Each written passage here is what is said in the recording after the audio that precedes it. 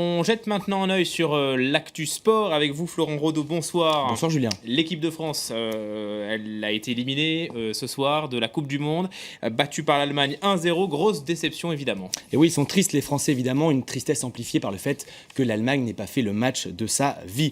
Le moment clé du match, nous sommes à la 13e minute. Paul Pogba, le joueur de la Juventus, bouscule très légèrement Toni Kroos, le joueur du Bayern de Munich. Le Bavarois se charge lui-même de tirer le coup franc et l'envoie sur la tête de Mats Hummels. La balle termine sous la barre du goal Lloris, ça fait 1-0 pour les Allemands. Les Français ont eu l'occasion de revenir par la suite, notamment par Karim Benzema à la 94e minute. Mais sa tentative a été sauvée par Manuel Neuer, considéré comme le meilleur gardien du monde. Karim Benzema, justement, il s'est exprimé à l'issue de cette rencontre. Je vous propose de l'écouter. On a pris un but sur coup de pied arrêté, mais dans l'ensemble du match, on a fait notre match, on a poussé. Et on est tombé aussi sur un très grand gardien. Donc voilà, c'est sûr qu'on est déçus, mais il faut être fier de nous aussi, le parcours qu'on a réalisé dans cette Coupe du Monde. Alors les supporters français s'est évidemment massé, notamment place de l'Hôtel de Ville à Paris. Comment ont-ils vécu ce match et cette défaite ? Mal. Mal évidemment, bien sûr. Le reportage est signé Aurore Dupuis. Ils y croyaient jusqu'au bout. Des milliers de supporters entassés les uns contre les autres devant un écran géant sur le parvis de l'Hôtel de Ville.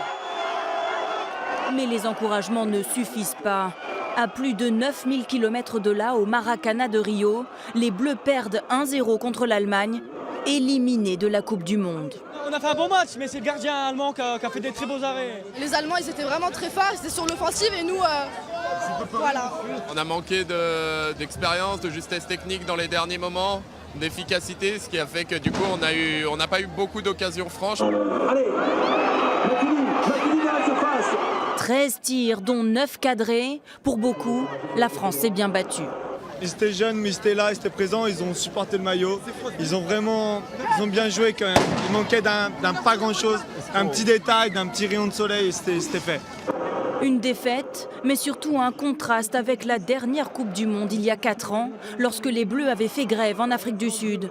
Prochain rendez-vous pour les supporters, l'Euro 2016, où la France peut peut-être espérer une revanche contre l'Allemagne.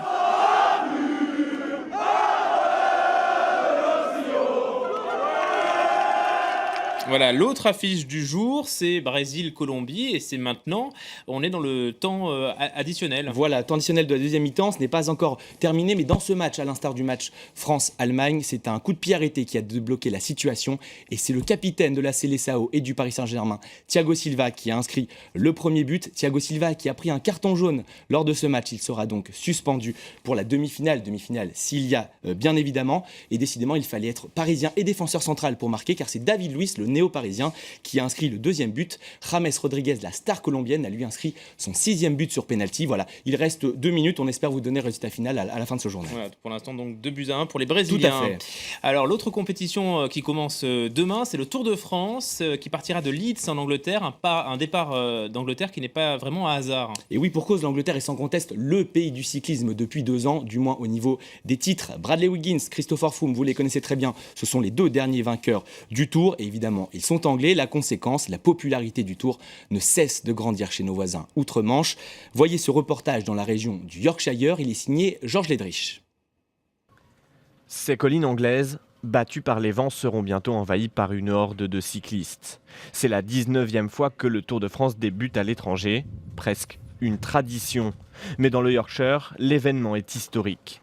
Pour les amoureux du vélo, c'est aussi une belle occasion de faire découvrir la région. C'est fantastique, vraiment fantastique. Je sais que ce n'est rien par rapport aux Pyrénées ou aux Alpes, mais c'est super. Tout le monde nous regarde. Nous avons des collines magnifiques, des paysages à couper le souffle, quelques zones rapides aussi. Il y a de tout, que ce soit pour faire du sport ou juste pour le plaisir. Ici, le passage du Tour a déclenché un petit vent de folie. Les vélos fleurissent à chaque coin de rue. Ils apparaissent même à flanc de colline. Un berger est allé jusqu'à peindre les maillots du Tour sur ses moutons. Même les pubs ont été rebaptisés en français. Le Red Lion est par exemple devenu le Lion Rouge.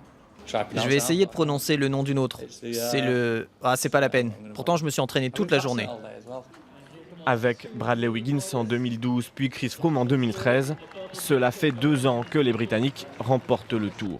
En accueillant son départ cette année, Ils espèrent bien conserver le maillot jaune, une 3e année consécutive.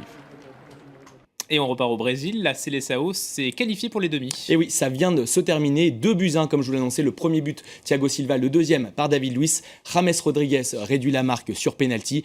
Le Brésil rejoindra donc l'Allemagne en demi-finale de sa Coupe du Monde. Voilà, on retrouvera Xavier Chemisser dans le journal de minuit. On termine avec du tennis et les demi-finales hommes de Wimbledon. Oui, Novak Djokovic, déjà vainqueur en 2011, s'est qualifié pour sa 3e finale sur la pelouse londonienne. Le numéro 2 mondial, vous le voyez sur votre écran actuellement, a battu l'une des surprises de ce tournoi, le Bulgare Grigor Dimitrov. Le score 6-4, 3-6, 7-6, 7-6 de jeu décisif pour terminer. Donc, en 3 heures de jeu, dans la douleur pour Djokovic, lui qui pourtant disputait sa 23e demi-finale d'un tournoi majeur. Dans l'autre demi-finale, Roger Federer, la légende du tennis, déjà 7 fois vainqueur sur le center court, affrontait le Canadien Milos Raonic. Il s'est qualifié en 3-7, 3 x 6-4 tout simplement. Merci Florent, je vous rappelle donc la qualification à l'instant du Brésil 2-1 face à la Colombie. On retrouvera Xavier Chemisser dans le journal de minuit et c'est dans 4 minutes, à tout à l'heure.